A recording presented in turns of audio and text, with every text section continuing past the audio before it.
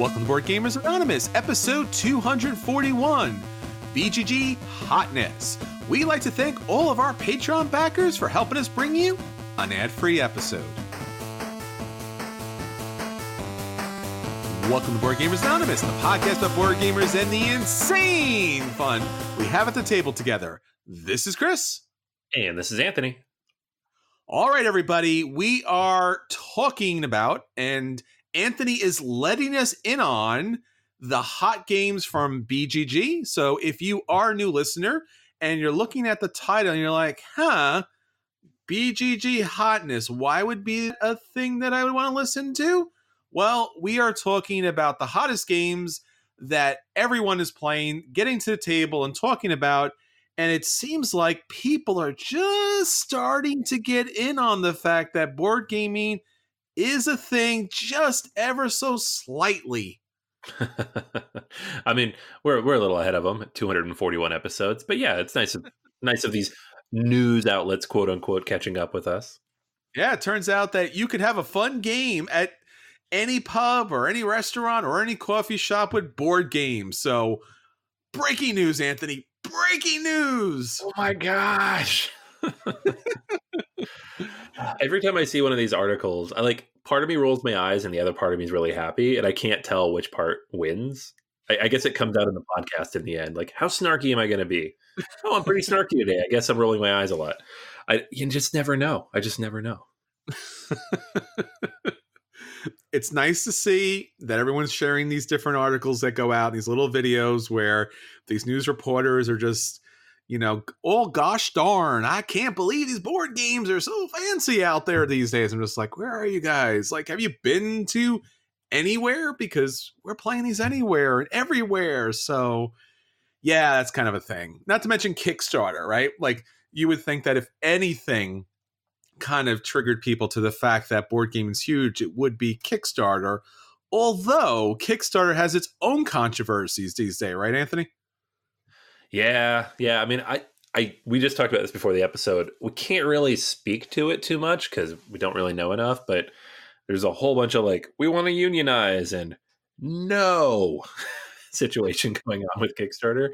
And anytime employees want to unionize and the company cracks down on it, it just doesn't look good for the company. Whatever the actual logistics and everything around that are, I don't really know. But there's a lot of articles about that going around.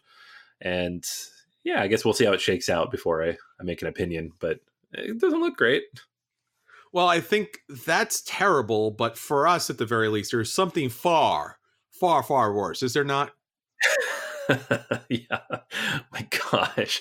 I was ranting about this yesterday because we played a couple CMON games, but it's just obscenely stupid. And I know a lot of people are backing this, and good for you because you didn't get the things and now you can get them. But the CMON time vault travel thing, whatever they're calling it, it's just like the dumbest, most facetious thing I've seen on Kickstarter in a long time. And I know it's probably just them trying to generate some cash flow because they've had some rough times of late, but they're like, hey, here's all this Kickstarter exclusive stuff that sells on eBay for hundreds of dollars. Guess what? We found some in our warehouse. So if you give us a whole bunch of money for stuff nobody really wants, like soundtracks, then we will let you in to possibly purchase these things, maybe, depending on the order in which you get in. So I can't even with this stupid Kickstarter. It reminds me of back in the day where they used to say, you need to buy this now or this movie will go back into the Disney vault and you'll never see it again, kids. And you're like, what? No, don't go away. You're my favorite movie. Nope. If you don't buy it now, you'll never see it again. And whoops, 2 years later, there it is, right out of the vault. I thought there was a vault. Yeah, there's something about artificial scarcity that just really gets my hackles up. I don't know what it is. And it's not just CMON, obviously. You mentioned Disney. They've been doing this for decades. That's like their business model. Sure. So, the Nintendo does it all the time. They'll underprint stuff and there's just not enough copies to go around of new consoles or video games or whatever it might be. And people are like, we want it because we can't find it. It's true. But the fact, the Guildmaster pledge from the original Arcadia Quest Kickstarter, which at this point was 5 or 6 years ago, they still have it and you can still get it through this Kickstarter, which means they clearly printed a bunch extra. Yeah. That's so annoying. Yeah, I mean, for all the good that Kickstarter does as far as being able to offer us products that we may not see otherwise, you mentioned the artificial scarcity, the Kickstarter exclusive. This game will never come to retail market if you don't buy it now, with all of its expansions and all of its promos and all of this and all of that. So that has been, it's dampered, if at the very least, if not just ruined a lot of the fun that came along with actually purchasing a game or supporting a project. 100%. Yeah, it's just at this point, I know a lot of people still do, and I support, like, if you are in on this and you want those things, it's good. I'm glad that you have the opportunity to get them. But like for me, someone who's seen all these Kickstarters and been there the whole time, it is a little bit of a, I don't know, backhanded slap. Like, hey, I know you jumped in on this early, but we're gonna let other people buy it later. So too bad. I know there was some backlash when there was a recent Kickstarter, or I don't know, would you call it a refresh or a reboot or a reimagining of Blood Rage?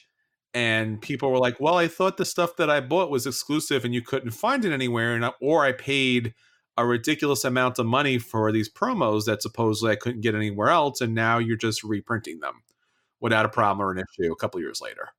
So yeah, well, they're slightly different. Ever Like, so all legally distinct different? Yeah, it's like the exact same cards basically, but it's slightly different artwork, and the molds are all slightly different. So it's like Wolf Woman, not Wolf Man. Like, okay, but it's the same figure that does the same thing in the game. Guys suck. A little bit, just a little bit. All right, but we're going to talk about things that do not suck on this episode, and we're going to talk about some great games, some acquisition disorders, things that we do want you to know about that are upcoming or are currently available, because there's a lot of good stuff to be had to get to the table. But Anthony, before we get into all that great stuff, let's talk about the stuff that we are doing. We had 2 recent contests, so why don't you bring us up to date and tell us about our winners? Yep. So we had 2 contests last week. We had our regular Patreon contest that we do every single week, and the winner of that was Andrew Warchett, who answered all of our questions correctly in our recent scavenger hunt. So we had 8 different questions, things like game with at least 4 unique editions, author whose work is featured in 3+ board games, hobby board game with a Disney variant, highest rated game on BGG that's out of print, like things you could find, but maybe it'll take a little bit of time. And he will get a game from the list that we send him from Game Surplus of his choice. So congratulations to Andrew for getting all those correct. I know it's difficult to dig around and find those answers sometimes. It's because I have to find the questions and it takes me time to find them. So I understand. Our other contest, which was open to everybody, and this was after our recent review of City of the Big Shoulders, we gave away a copy, or are giving away a copy of City of the Big Shoulders to Brandon Taylor. So Brandon was one of nearly 500 entries we had on this contest, which is fantastic. So who says people don't like heavy Euros? Boom. There you go. Right? So he's going to get a copy of City of the Big Shoulders sent his way for not only entering the contest, but sharing it with some of his friends and just generally helping us get the word out about the review and just the game in general. So that was a lot of fun. We had a lot of people write in and kind of tell us a little bit of information, about the review that we sent and some of their comments and their feedback and just questions about the game. It was a lot of fun. So make sure you stay tuned, because we do these kind of contests all the time. All right, so if you'd like to jump in on those contests, and we wish you would, check us out at patreon.com/BGA, our weekly contest, our weekly game giveaway. And of course, all our social media sites where you can find out new and upcoming information about BGA, our contests, our content, videos, additional podcasts. Every night is game night, articles, everything that you could possibly want on all of your social media platforms, Facebook, Twitter, BoardGamersAnonymous.com, our guild on Board Game Geek. And if you haven't already, everybody's got a YouTube account. Check us out there, subscribe, so you'll get the podcast there as well. All right, Anthony, so that's everything that's going on with BGA. Let's get on to our listeners. What's our question of the week? All right, yeah, I asked everybody what the most underrated game they thought had a rating below 1,000 or above 1,000, however you want to say it, but worse than 1,000 on Board Game Geek. I'm going to say it the way I wrote it and as well as the way as I meant it. So basically, what games that are not in the top 1,000 do you think people should know about? So Chris mentioned Dice Hospital and Sprawlopolis, both being off of the 1,000 mark, and they have their fans, of course, but they're generally underrated. Martin mentioned Seikatsu. It's a fun tile-laying game where you're trying to score immediately for chaining birds together, and that's one I've seen a little bit, haven't had a chance to play, so it's kind of cool to see this pop up there. Tommy mentions a game that's rated 4,157, which is fantastic. It's Wrath of Dragons. I have not heard of this game, but this is why I posted this question, because I love these things that just pop up way, way down the list that like we wouldn't have seen, flew under everybody's radar. That's a lot of fun. For me personally, I chose a game, Tramways. I've talked about this before, but it's one of my favorite games that I know a lot of people aren't talking about. It's like Album Viard's. He does like Small City and those kind of games. Recently, Clinic was on Kickstarter, but this is my favorite of his games because of the really unique deck building mechanic that it uses with these cards with like multi-uses in them. So that's definitely one worth checking out. Chris, what about you? What game that is super, super far off the top 1,000 or even just a little outside are you a fan of? There's a lot of good games here, and that's what's really surprising about this list. You would think that past 200 or past 300, you probably wouldn't get very many good games. I actually have a lot of good games. So just to rattle them off pretty quickly, a game that probably has not gotten the attention, but is currently on Kickstarter, which we already talked about, Obsession. It just probably hasn't gotten in enough hands, but it really should get in your hands. It is currently ranked 1,129. That is ridiculous. Knock off 1,000 off that and enjoy that game. It's great. A game that Anthony and I love. We've actually met over playing this game. This was Revolution. This was by our friend Philip DuBerry from Steve Jackson Games. It's a little bit of an older game from 2009. It's ranked 1,133. Again, knock off 1,000. And you're probably pretty right as far as this game's concerned. It's a great blind bidding game with an area control mechanic that's still a lot of fun. A game that I really enjoy, and it's all about putting together these grand displays of athleticism. Castell, you have these climbers that are building these different, I guess for a lack of a better term, a human tower. Well, it's a lot of fun. And again, 1,144, knock 1,000 off, and you got a right spot for this game as well. And then finally, Kalamala, 1,203. Fantastic game. Really enjoy this a lot. The Euro mechanic here, as far as choosing different actions and then people piggyback on, and it's an area control game, so to speak, but then there's also a shipping and delivering element to it. Again, knock 1,000 off. These are some great games. Shocking, surprising, but go beyond the typical list and you're going to find some great games to be played. Yeah, absolutely. And I didn't get all the way through the list here because Facebook refreshed on me midway through there. But like Carl mentioned Castell as well, which sure. I think actually two maybe other people on Twitter as well. So that's like a game that a lot of people seem to really, really like. There just aren't enough of them. So it's true. We need to spread the word of Castell. It's true. Let's all get together, build a tower, and then we could yell it a lot further. So yeah, that works. It's in theme. All right, Anthony. So that's everything that our listeners will talk about. Let's talk about the games that we want to hit the table. Let's talk about our acquisition disorders. All right. Yeah. So for me, this is a no-brainer. And I think I might even mention this in passing at some point, but certainly not in the acquisition disorders. But it is officially up on BGG and it's in the hotness. And we'll talk about it later a little bit more. But Marco Polo 2. And I think that is actually the name of the game. The Revenge. Marco Polo 2. Yeah. Strikes Back. Electric Boogaloo. It's got a subtitle in German, and I'm not even going to try to pronounce it because I'm sure I'll butcher it. But something to do with the con, right? Okay. So it's like no, I'm not doing it. I almost did it, and I'm not doing it. Star Trek Con? Were you going to yell con? Well, more like Genghis Khan. Yeah. All right. Idea. Yeah. Okay. Fine. It works.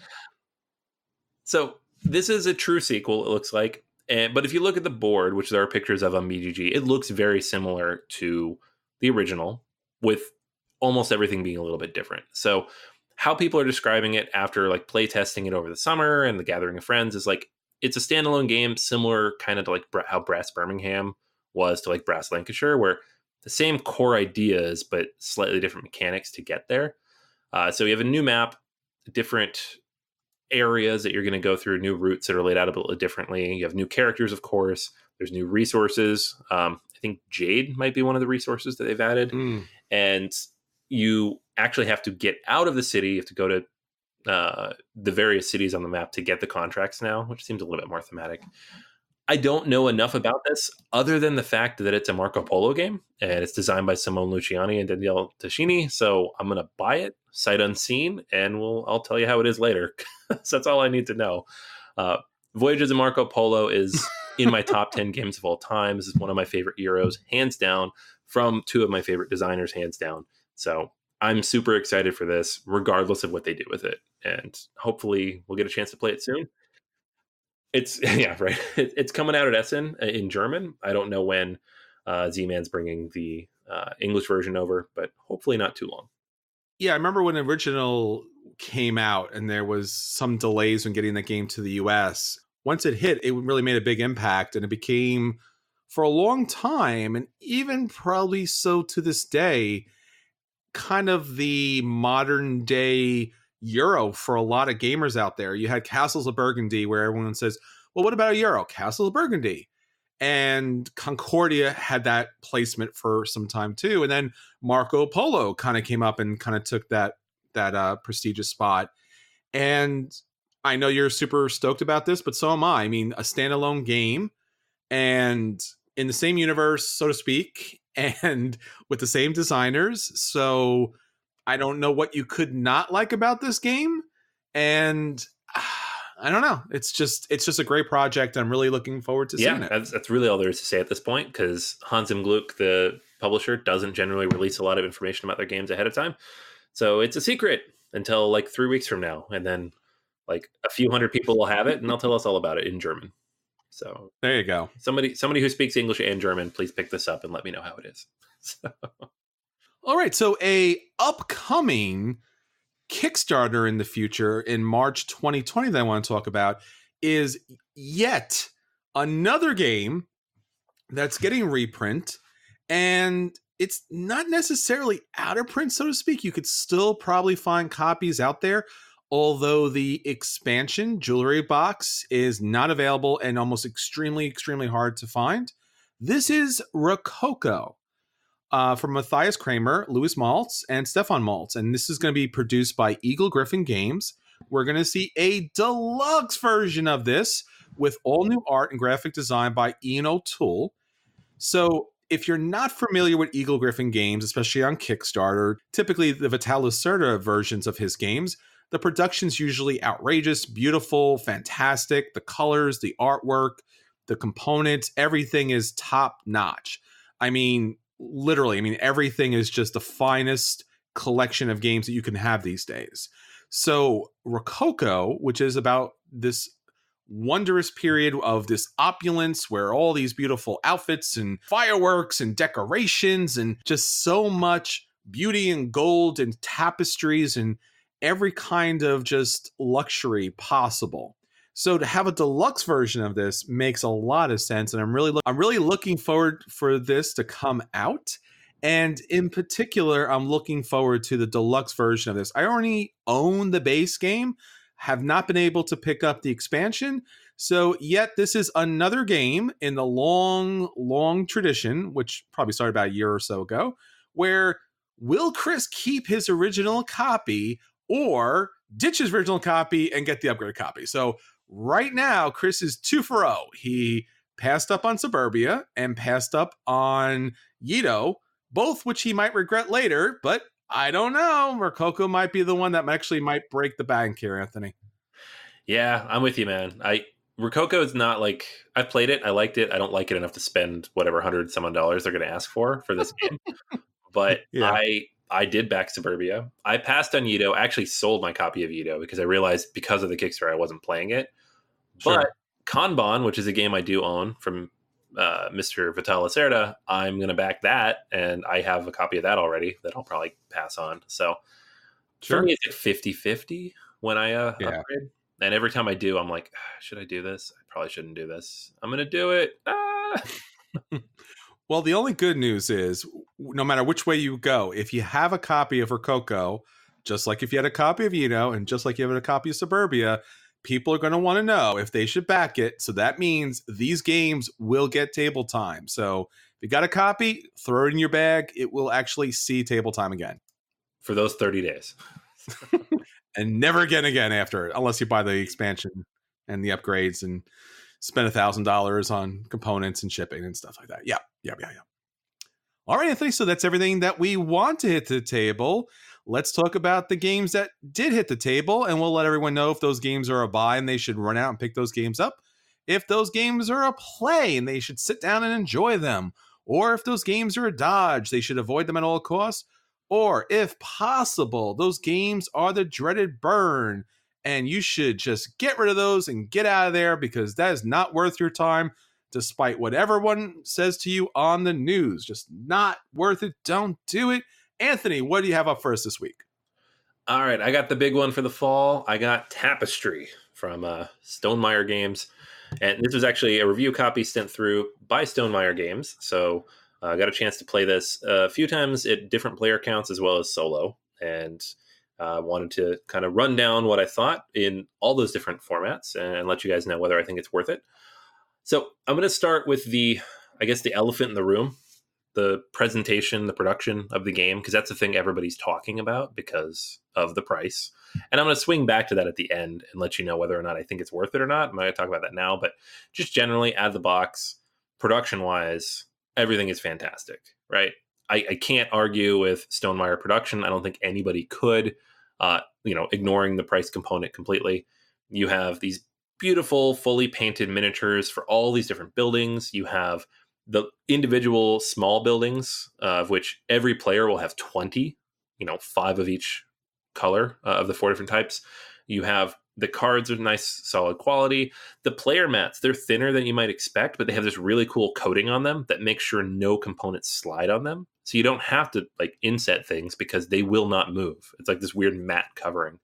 Really, really like it. I think a lot of people could use that and maybe keep the cost of games down while they don't slide around like, Underwater Cities or a Terraforming Mars does. All great stuff. Looks fantastic. The board itself is a little blah, but part of that is just the nature of the game. So I'm very happy with how everything looks out of the box. So that's step 1, right? The rules, actually learning the game. Step 2, first time I played this, it was someone else's copy before the review copy showed up, was interesting. The rule book is only 4 pages long. It seems very simple. It seems very quick, like you could pick it up and just knock it out. Bing, bang, boom. But the game is littered with iconography. It's littered with different situations that maybe you wouldn't think about.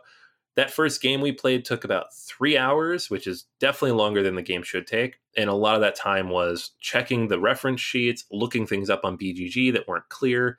There's a lot of edge cases that I feel could have been covered in the rules. These rules are way too short. So they're not poorly written. What's there makes sense. It's just not enough context for different situations that are going to come up. They came up in our first game several times. So these are things that ideally should have been fleshed out a little bit more, given a little bit more context. Some more examples would have been fantastic. I'm all for short rule books and getting into a game quickly, but we didn't get into the game very quickly. So that was a problem. The next part of this is that the game is being marketed as a civilization game. And I love civilization games. It's one of my favorite genres. I still have a copy of Sid Meier's Civilization. I have multiple GMT games that build on Advanced Civilization. I have a copy of Clash of Cultures. I have Imperial Settlers as one of my favorite games through the ages. These are some of my favorite games, and I play them constantly. If you look at my top 50, there's 3 or 4 of them in there. This is not really a civilization game. And the reason I say that is you need to have a few things for it to be a civ game. You need to have the 4 X's, of course: exploration, expansion, exploitation, extermination. And the game has maybe 2.5 of those. It's definitely played down in a couple places. And especially the way it's designed, you're just not going to do certain things that maybe you could, unless, you have a civilization that forces you in that direction. The other part is the game is very, very mechanics based. So let's just run through like how the basic idea of the game works. And there's been a lot of reviews on this. You've probably seen a lot of videos. I'm not going to like delve super deep into the mechanics of the game because you can go on YouTube and do that. But the basic idea is you have 4 different tracks on the board, and on your turn, you're going to pick a track and move up on it, pay the cost to do that, and then do the things associated with it. Very, very simple, right? All the different iconography, however, allows you to create different chains and bonuses and effects that will trigger different things after you take your action. So you have the technology track, which allows you to get different technology cards, which ultimately allow you to get bonuses at certain times during the game, but also will score points based on your income track. You have the science track. The core mechanic here is that you will have a die that you can roll that allows you to move up on another track on the map. Sometimes you don't get the bonus when you do that. Sometimes you do. The exploration map allows you to discover new tiles, but also sometimes place those tiles on the map. And when you place them on the map, you usually get some kind of bonus as well as points, depending on what it's adjacent to. And then the military track, which is overstated to call it a military track. It's really just putting pieces on the map. There is a conquer mechanic, and most of the time you're just conquering empty spaces. You can conquer someone else's space, but there is inherent risk in doing so because there are trap cards in the deck that if somebody plays them after you try to conquer them, they will conquer you instead. And oops, now you have one less space and you kind of wasted that action a little bit. There are a lot of trap cards in the deck. So honestly, after like the first, round or so, nobody tries to topple anybody because you just don't want to waste that action. You don't really want to go for it unless you can look at somebody and see they have no tapestry cards in hand and there's no way they have a trap card.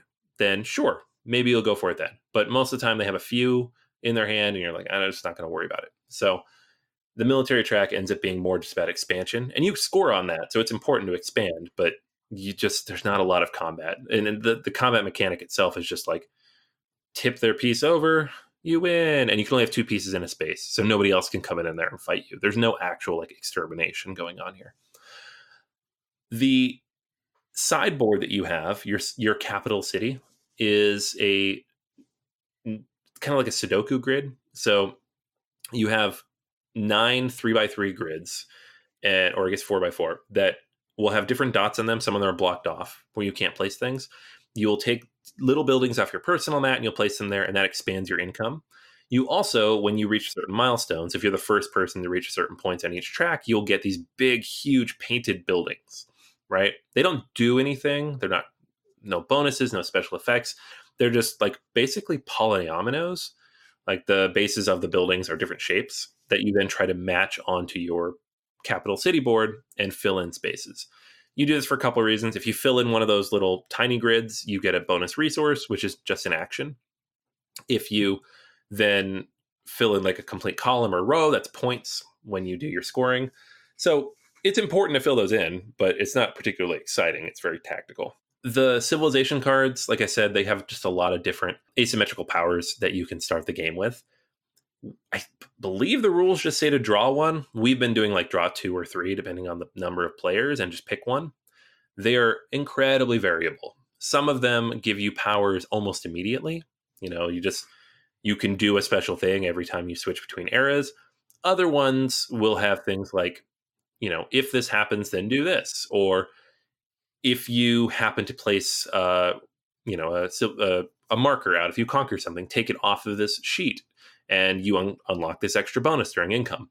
So they seem unbalanced at first glance. They don't actually appear to be unbalanced at all. They're just not. They're very different in how you approach the game, which I think is good because it gives you like different ways to play things. There's different styles. Drawing them randomly is a little different because some people want to be more militaristic, some people want to be more exploration focused. So maybe a draft them might be a better idea. But they are very interesting. The one thing I'll say about them is that there's a ton of text on every one of these cards. So if you're looking at a few of them, it can take a long time at the beginning of the game, especially for new players, just to read this huge laundry list of text about what it does. It would have been nice if they could have streamlined that a little bit. And finally, back to the 4Xs, I'll say you do have a bit of exploration. You're putting new tiles out there. There is It's almost a puzzly mechanic, though, because you're trying to just match the sides to each other to score points. Interesting, but definitely more abstract than I would like. Expansion, honestly, it's you just pushing your pieces out there. When you do it, you get to roll these dice and take a bonus from it, so that's kind of cool. But that's honestly, there's not a ton of bonus there unless you're just focused on the military track. Exploitation, you don't really get a lot of benefit from the map itself, but you do have an income board. So the more pieces you pull off and put in your capital, you are going to generate income. It is an engine building game at its core. And then extermination is just not there at all. So, like I said, it's 2.5x. There's no combat, maybe 2 or 3 topples per game if you're lucky. I don't see it happening very much. So, my verdict on this, it's not much of a Civ game. It's a clever Euro mechanic with a Civ theme put on top of it. A few people that I've played with had real issues with the fact that the technology deck is just one giant deck. There's no like eras mixed up. So, for example, they were at the end of the exploration track, which means they were off into space, getting space tiles, and they were learning the technology for nails. So they could, I don't know, nail boards together. I don't, and I get that from a thematic standpoint. It's kind of shallow. I don't mind those kinds of things in general, but it was such that I did see what they were, where they were coming from there. The game starts pretty slowly, which I think is pretty standard for Stonemaier Games across the board. They're engine building games. They tend to be, and they start slow. That first era or so, you're not going to get a whole lot done. You're not going to generate much. You have very few actions to start the game, just 4. And it doesn't feel like you're going to do very much. By the end of the game, you've done a ton. And that actually ends up being almost an issue, because at the end of the game, the way it ends up working is if you reach the end of an era, you can just be done, right? You're like, all right, I'm done. I'm going to the next era. You skip ahead. Nobody else has to go with you. There's no like rounds here. You just go until you're ready. Then you reset and you go again. If you get to the end, like the end of that 4th era, and you're done, you're done. And if somebody else is still in era 3 or 4 and they have actions to take, you can go to the bathroom. You can get something to drink. You can grab a snack. The game's going to keep going without you. And that seems to happen fairly frequently, depending on how people's engines are built.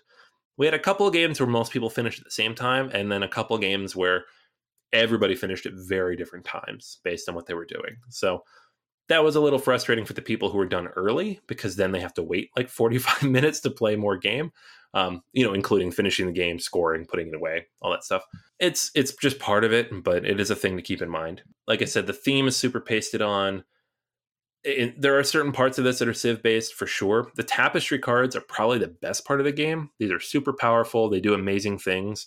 They really let you leverage, the game in different ways. They add a lot of player interaction that's not there by default, which is really cool. But you only get to play 3 the entire game, unless you have like certain abilities that you build an extra one on top.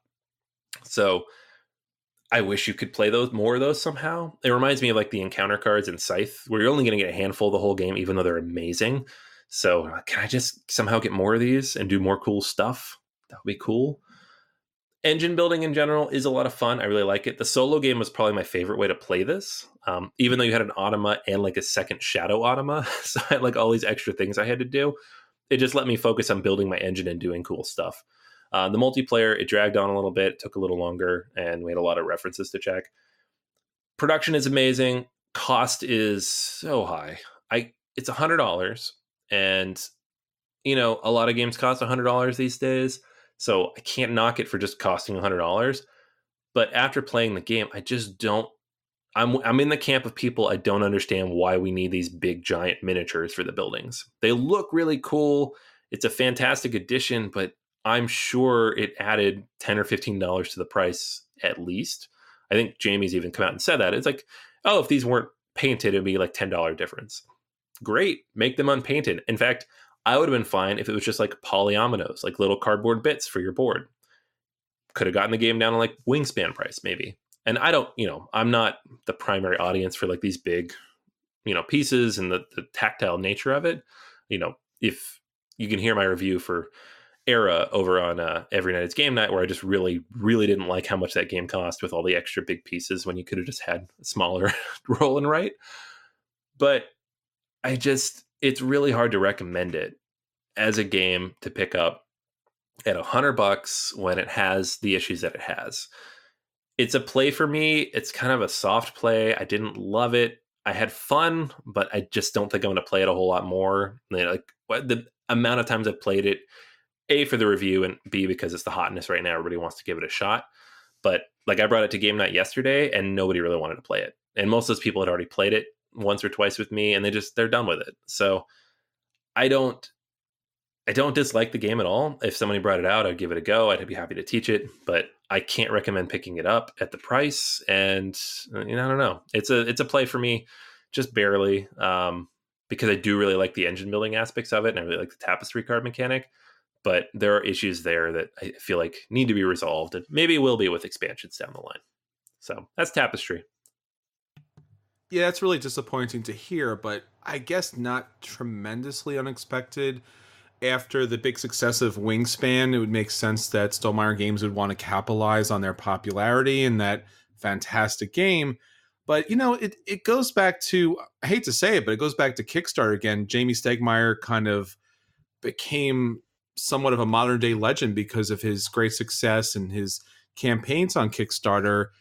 And as you mentioned, with the production here, there may have been a proper price point and production level that people could pick this game up, could explore and enjoy it, and then maybe pick up the upgrades later or as an add-on, or even if they wanted to purchase it straight out, that makes sense as well. It's just very sad to see that this production came out, especially slathered with Civ written all over it, and then not to meet that endpoint really, unfortunately, kind of spoils things, so to speak. Yeah, no, 100% with you too. Like if you look at Scythe, for example, that game is $80 MSRP, like without all the fancy bits. But then you can go buy all the fancy bits if you want them. Mm-hmm. And that's a bigger game with more content in the box. I don't think it has as many cards necessarily, or as many like miniature pieces, but I don't know that you need all those miniature pieces. So like cubes would have been fine for those buildings. I know a lot of people are like hearing this and gasping. They're like, no, why would you do that? But I'm like, I would do that because then the game would only cost $50 or $60 Sure. and it'd be easy to recommend. Yeah, I don't know. and I think that's we're getting to a point where there's a barrier of entry, and that's a shame because there are some really great games, and not every game is going to be the most fantastic thing ever, but if it's a solid play and it gets table time, it may need to be at a price point where you can actually get it to the table instead of missing out completely because the price point is so high that you actually can't pick it up and bring it to the table. And just to clarify too, like, because I know a lot of people, we've actually had comments on some of our like YouTube posts that, oh, I mean, people want to have like the biggest, best, most beautiful copy. I'm with you. Like, if you look at my game shelf, it is covered in big, huge, expensive productions of my favorite games. And I'm happy to spend $100 on a game that I think is fantastic, right? I have like all Lacerda deluxe editions. Those are amazing. But for a game that, like you said, is just like a solid play or maybe even a light play, $100 is like, oh, like this needs to be a really good game to justify that price. And to me, it's not. So that's why it's a middling review. I think you'd hear a slightly different review if this was a $50 game. Like my Wingspan review was probably a little more generous, even though I didn't love that game, because it's more affordable and accessible to people. Whereas this one is just, it's too much to ask for, I think. Yeah, and I think this goes back to our earlier discussion where once upon a time when we looked at the price of games, we kind of substantiated it based upon the complexity of mechanics or the innovative design or the sleekness of the play. But here it's just the cost is because of the components. Not that the game is bad, it's just the cost of the components just rose it to a level where it's just not playable, unfortunately, in certain circumstances. But I hope to get a chance to play it someday and check it out. All right, so I want to talk about yet another game that abstracts to pretty much is just a straight up abstract game. This is Hadara. Now, I want to mention that we've already done a review for Hadara. Our friend Jen came in on episode 231. Check it out. She talked about Hadara Online. In particular, she also mentioned that the reason why she hadn't played it at the table was because it was also very expensive. And it was just, for her, it was a little bit too much to actually get it to the table. I haven't picked this up myself, but I did get it to the table a couple of times. And, once again, as we were just talking about previously, there is a price point and there is an abstract level of gaming or abstraction of a theme or abstraction of a theming that, we all accept at a certain level. It's, these are board games. These are clearly not simulation games, so to speak.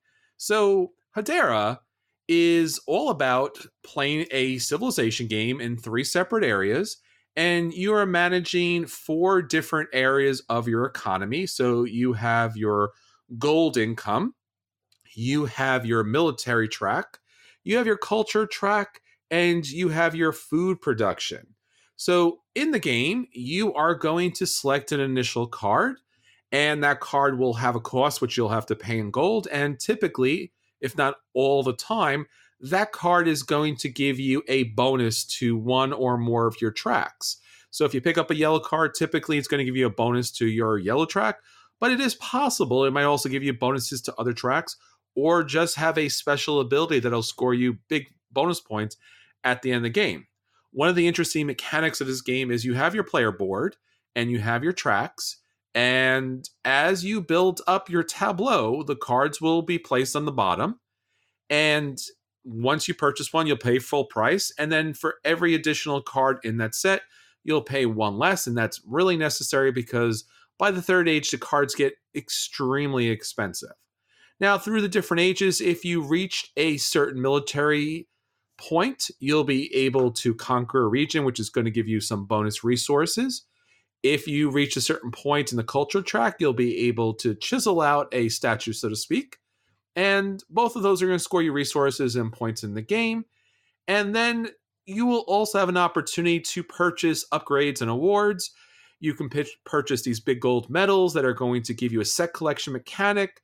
You can also purchase smaller rewards that are going to give you either a bonus to your production tracks or will actually score you victory points based upon that particular track. So pretty much you pick a card, then everyone goes around and you pick from that little middle strange kind of pentagon table of different cards. You'll build up your tableau, you'll adjust your tracks. As I said, military, culture, wash, rinse, repeat, pick up the bonuses as you can because they do get more expensive later.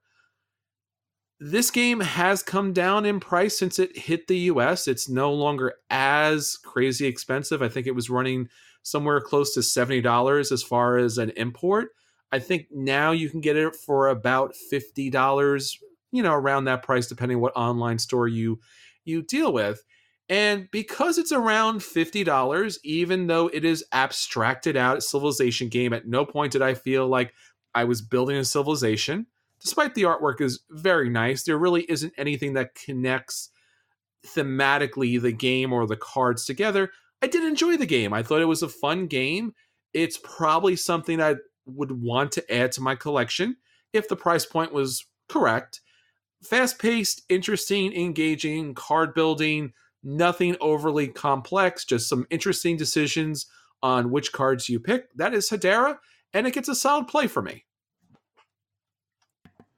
I've been meaning to play this one for a while. Like, I actually pre-ordered it off of like a UK store, I think, and then they sent me a version in Spanish, which, I mean, the game doesn't have, it's language independent except like the player aids, but it has made it difficult to actually learn and teach the game because people want those player aids. So I still have not played it, but it seems like the kind of abstract-y type of thing I might like.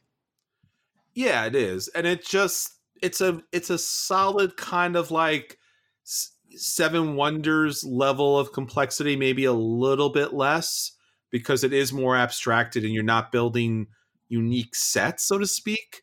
But it's fine. It's a fine game. I'll definitely play it again. Maybe we'll see it add to the collection if I get it at the right price point. All right, Anthony, so that's everything that's hitting our table. Definitely check those games out. Anthony, let's get on to our feature review. So for our feature review this week, we are taking a look at BGG, Board Game Geek Hotness. We are talking about the hottest games that everyone's talking about, and we are running through the top 15 games on the list. Anthony, why don't you talk about what is hitting the charts this week and why it matters? All right, yeah. So we're going to run through the top 15. So I'm just going to dive right in with number 15. This is a game I actually got a chance to check out at Gen Con. It is called Time of Legends Destinies, and it is a co-production between Lucky Duck Games and the developers behind Time of Legends Joan of Arc, which is the big epic Joan of Arc production, I believe by Monolithic. And it, like the same people who did like Batman and Age of Conan and all those games. And it is an app-supported, story-driven RPG / board game, right? It is all stories within this world, and you tap the different things in the app. And talking to them, they talk about this as like it's a single flow through that you play through the story. It is very much like an RPG. You're not just going to go back and play it again. But if it's anything like Chronicles of Crime, which was Lucky Duck's other like huge hit, we should see some interesting stuff with the scan and play technology that they use to scan the cards and the abilities and the items. I'm looking forward to seeing how this does. It's on Kickstarter right now, and that's why it's on here. I'm not backing it, of course, but it does look really cool, and I want to see what they do with it. Number 14 on the list is Awkward Guests. So this is a card game that came out of, I guess, a few years ago. It's hot right now again because it is being introduced into the gaming world, and recently had a review by, I believe, Tom Vassell of Mr. Dice Tower fame. So it is getting a lot of coverage at the moment as it kind of re-enters the hobby game market. Don't know a ton about it other than that it's kind of like a murder mystery style game, deduction game based on their quote unquote brilliant deck system that kind of it just helps guide people through the mystery. It sounds interesting. I don't know enough about it to like back it or track it down necessarily, but I do want to see like what they do with this. So that is at number 14, Awkward Guests. So at number 13, we have Madeira.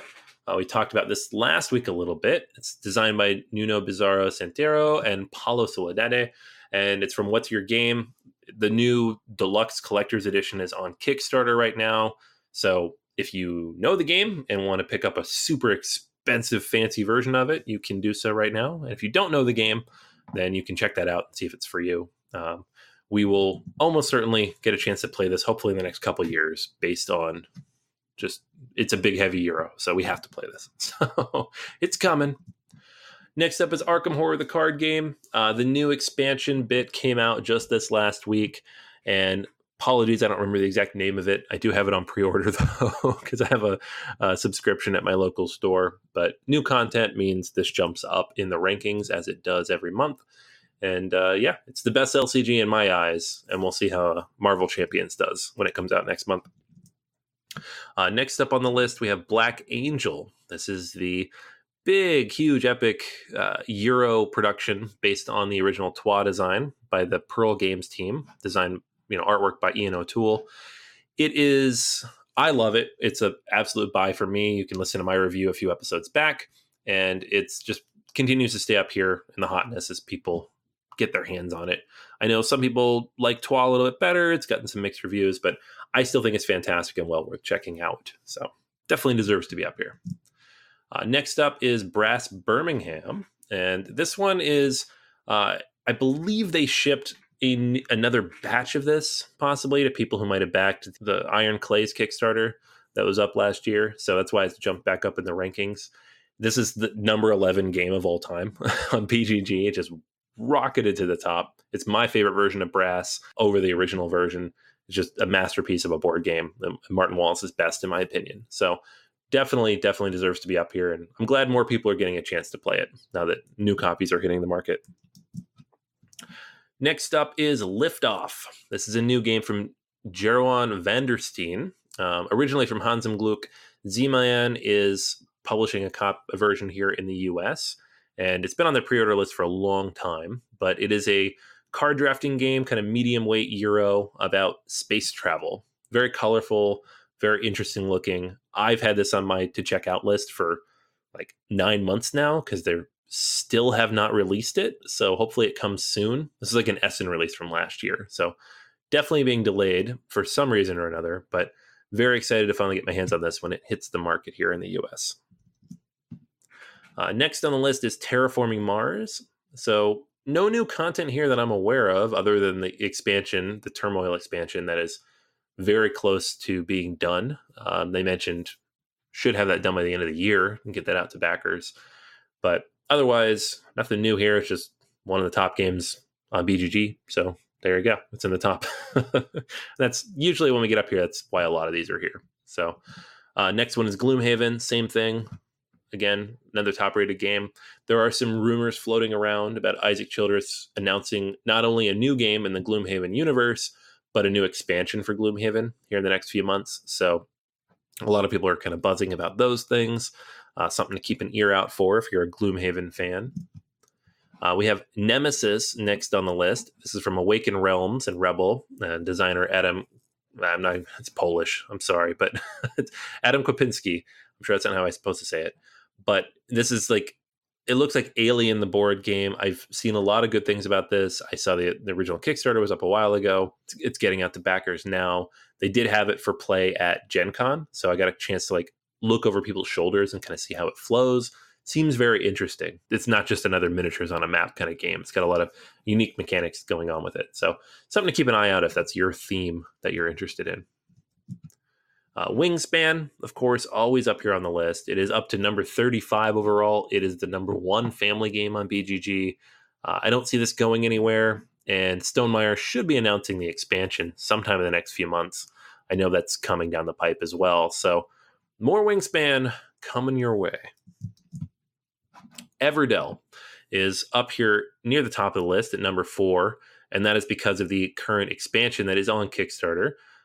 We have the Pearlbrook expansion, and then we're going to have 2 new expansions that are coming with this Kickstarter that they're running right now with Spirecrest and Bellfaire. So one of those is like a big box, and the other one's a little bit smaller, but just a whole bunch of new content, as if this game couldn't take up any more of your table, right? So this is one of my favorite games the last couple of years, so I'm just happy for more stuff. I backed it just to throw that out there so you know. Looking forward to seeing what they do with these new expansions. Number 3 is the game I talked about in my acquisition disorder today. That is Marco Polo 2. Again, subtitle in German. I'm not going to butcher that for you guys, but it is more Marco Polo from Simone Luciani and Daniel Ticini. Hans im Glück should be releasing at Essen based on the rumors, and I will be buying this as soon as I physically can in English, hopefully. Number 2 is Zona, The Secret of Chernobyl. This is another game from Polish publisher Rebel, and it is very much like the post-apocalyptic style adventure board game. So just, there's a lot of these on Kickstarter. People love them. I don't know enough about them to really speak to it or compare it to anything, but it seems very story-driven. They've released several short stories already about these characters, which is great because sometimes these games are like, it's a story game, and they don't really dive too much. I'm interested to see how this plays out because it is not at all a game for me, but I love the idea of more narrative, like actually focused, planned narrative in board games. And it's great when I see it. And then number 1 at the top of the list is the game I reviewed today, Tapestry. And for good reason. I think this one is, 10,000 people just got a copy of it from the pre-orders. Another 15,000 people are about to get copies from their local stores and online stores as this hits full distribution. So pretend this just shipped from a Kickstarter to 25,000 people, and that's why it's at the top of the list. Lots and lots of people playing this game right now. So there you have it. All 15 games on the BGG Hotness and why they're there right now. All right, so that's everything for this week. Until next time, this is Chris. And this is Anthony. And we'll save you a seat at the table.